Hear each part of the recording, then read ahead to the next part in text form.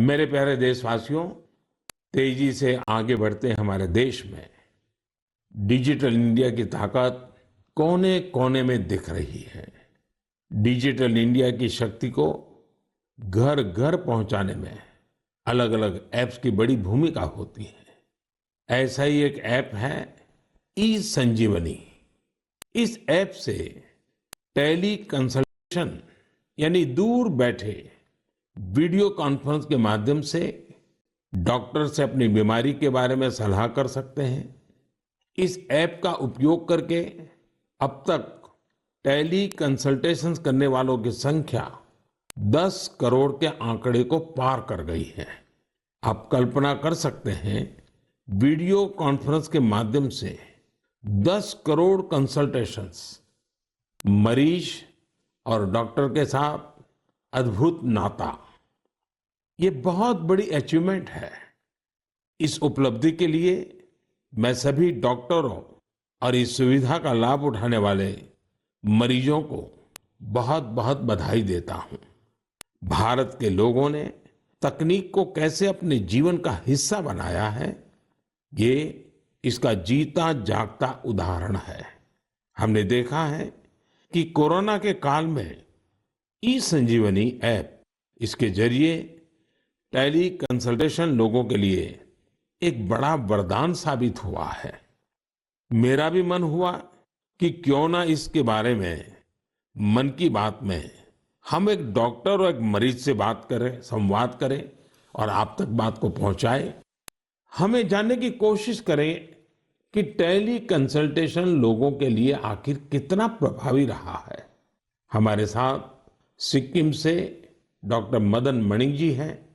Doctor Madan Mani ji रहने वाले सिक्किम के ही हैं, लेकिन उन्होंने एमबीबीएस धनबाद से किया और फिर बनारस हिंदू यूनिवर्सिटी से एमडी किया। वो ग्रामीण इलाकों के सैकड़ों लोगों को टेली कंसल्टेशन दे चुके हैं। नमस्कार, नमस्कार मदन मणि जी। जी नमस्कार सर। मैं नरेंद्र मोदी बोल रहा हूँ। जी जी सर। आप तो बनारस में पढ़े हैं? जी मैं बनारस में पढ़ा हूँ सर। अपना मेडिकल एजुकेशन वहीं हुआ? जी जी। तो जब आप बनारस में थे तब का बनारस और आज बदला हुआ बनारस कभी देखने गए कि नहीं गए? जी प्रधानमंत्री जी, मैं जा नहीं पाया हूँ जब से मैं वापस सिक्किम आया हूँ, लेकिन मैंने सुना है कि काफी बदल गया है। तो कितने साल हो गए आपको बनारस छोड़े? बनारस 2006 से छोड़ा हुआ हूँ। ओह, फिर तो आपको जरूर जाना चाहिए। जी जी। अच्छा, मैंने फोन तो इसलिए किया कि आप सिक्किम के अंदर दूर सुदूर पहाड़ों में रह करके वहाँ के लोगों को टेली कंसल्टेशन का बहुत बड़ी सेवाएं दे रहे हैं। जी।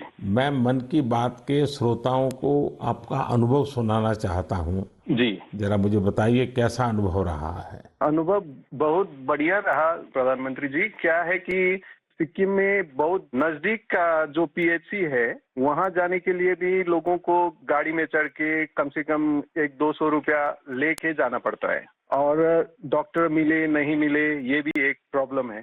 तो टेली कंसल्टेशन के माध्यम से लोग हम लोग से सीधे जुड़ जाते हैं। दूर दराज के लोग हेल्थ एंड वेलनेस सेंटर के जो सीएचओ होते हैं, वो लोग हम लोग से कनेक्ट करवा देते हैं, और हम लोग का जो पुराने उनकी बीमारी है, उनकी रिपोर्ट्स, उनका अभी का प्रेजेंट कंडीशन, सारी चीजें हम लोग को वो बता देते हैं। यानी डॉक्यूमेंट ट्रांसफर करते हैं?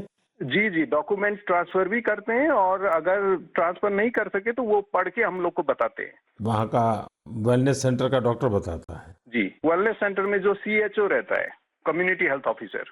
और जो पेशेंट है वो अपनी कठिनाइयां आपको सीधी बताता है? जी, पेशेंट भी कठिनाई हमको बताता है। फिर पुराने रिकॉर्ड्स देख के, फिर अगर कोई नई चीजें हम लोग को जानना है, जैसे किसी का चेस्ट ऑस्कल्टेट करना है, अगर उसको पैर सूजा है कि नहीं, अगर सीएचओ ने नहीं देखा है तो हम लोग उसको बोलते हैं कि जाके देखो सूजन है नहीं है, आंख देखो, एनीमिया है कि नहीं है, उसका अगर खांसी है तो चेस्ट को ऑस्कल्टेट करो और पता करो कि वहाँ पे साउंड है कि नहीं। आप वॉइस कॉल से बात करते हैं या वीडियो कॉल का भी उपयोग करते हैं? जी, वीडियो कॉल का उपयोग करते हैं। तो आप पेशेंट को भी देखते हैं? पेशेंट को भी देख पाते हैं। जी। पेशेंट को क्या फीलिंग आता है? पेशेंट को अच्छा लगता है क्योंकि डॉक्टर को नजदीक से वो देख पाता है, उसको कंफ्यूजन रहता है कि उसका दवा घटाना है, बढ़ाना है, क्योंकि सिक्किम में ज्यादातर जो पेशेंट होते हैं वो डायबिटीज, हाइपरटेंशन के आते हैं और एक डायबिटीज और हाइपरटेंशन के दवा को चेंज करने के लिए उसको डॉक्टर मिलने के लिए कितना दूर जाना पड़ता है, लेकिन टेली कंसल्टेशन के थ्रू वहीं मिल जाता है और दवा भी हेल्थ एंड वेलनेस सेंटर में फ्री ड्रग्स इनिशिएटिव के थ्रू मिल जाता है, तो वहीं से दवा भी लेके जाता है वो।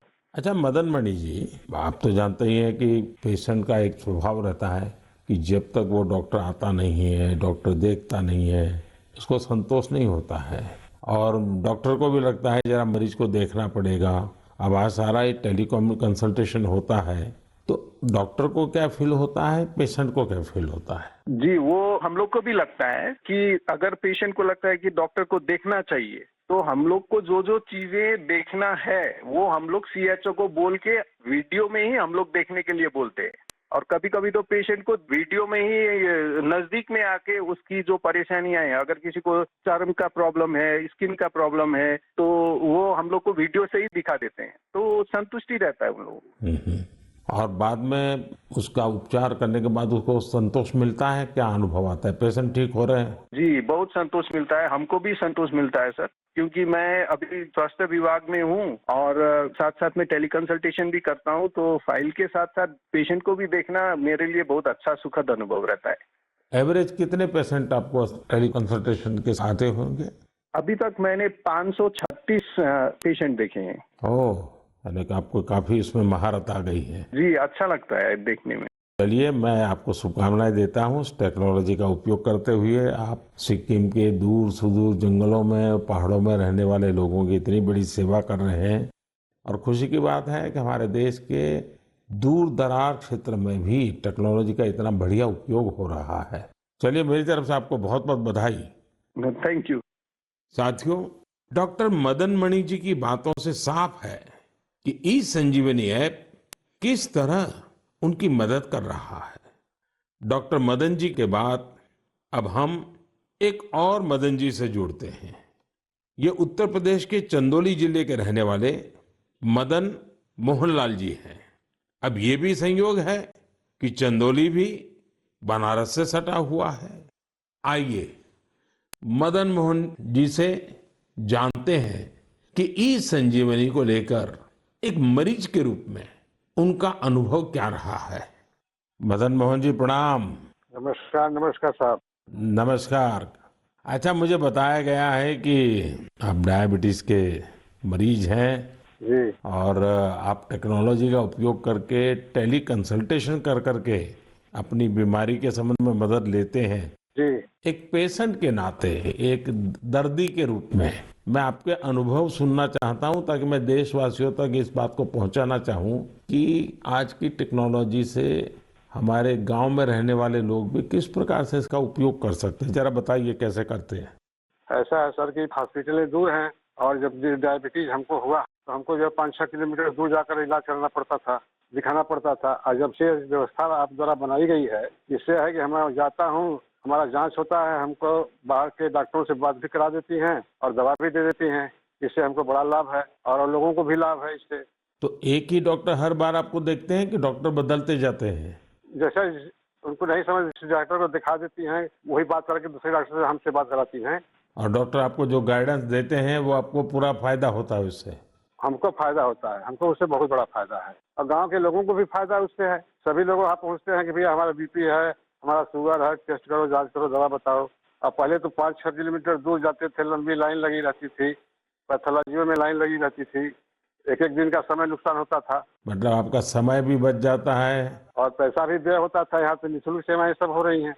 अच्छा, जब आप अपने सामने डॉक्टर को मिलते हैं तो एक विश्वास बनता है, चलो भाई डॉक्टर हैं, उन्होंने मेरी नाड़ी देख ली है, मेरी आंखें देख ली है, मेरा जीभ को भी चेक कर लिया है, तो एक अलग फीलिंग आता है। अब ये टेली कंसल्टेशन करते हैं तो वैसा ही संतोष होता है आपको? हाँ, संतोष होता है कि हमारी नाड़ी पकड़ रहे हैं, आला लगा रहे हैं, ऐसा मुझे महसूस होता है। और हमको बड़ा तबीयत खुश होती है कि भाई इतनी अच्छी व्यवस्था आप द्वारा बनाई गई है, जिससे कि हमको जहाँ परेशानी थी, जाना पड़ता था, गाड़ी भाड़ा देना पड़ता था, वहाँ लाइन लगाना पड़ता था, और सारी सुविधाएं हमको घर बैठे बैठे मिल रही है। चलिए मदन मोहन जी, मेरी तरफ से आपको बहुत शुभकामनाएं हैं। उम्र के इस पड़ाव पर भी आप टेक्नोलॉजी को सीखे हैं, टेक्नोलॉजी का उपयोग करते हैं। औरों को भी बताइए ताकि लोगों का समय भी बच जाए, धन भी बच जाए और उनको जो भी मार्गदर्शन मिलता है उससे दवाइयाँ भी अच्छे ढंग से हो सकती हैं। हाँ और क्या। चलिए, मेरी बहुत बहुत शुभकामनाएं हैं आपको मदन मोहन जी। बनारस को साहब आपने काशी विश्वनाथ को एकदम बना दिया, डेवलपमेंट कर दिया। ये आपको बधाई है हमारे तरफ से। मैं आपका धन्यवाद करता हूँ। हमने क्या बनाया जी, बनारस के लोगों ने बनारस को बनाया है। नहीं तो हम तो माँ गंगा की सेवा के लिए माँ गंगा ने बुलाया है, बस और कुछ नहीं। ठीक है जी, बहुत बहुत शुभकामनाएं आपको। प्रणाम जी। नमस्कार सर। नमस्कार जी। साथियों, देश के सामान्य मानवी के लिए, मध्यम वर्ग के लिए, पहाड़ी क्षेत्रों में रहने वालों के लिए ई संजीवनी जीवन रक्षा करने वाला ऐप बन रहा है। ये है भारत की डिजिटल क्रांति की शक्ति और इसका प्रभाव आज हम हर क्षेत्र में देख रहे हैं। भारत के यूपीआई की ताकत भी आप जानते ही हैं। दुनिया के कितने ही देश इसकी तरफ आकर्षित हैं।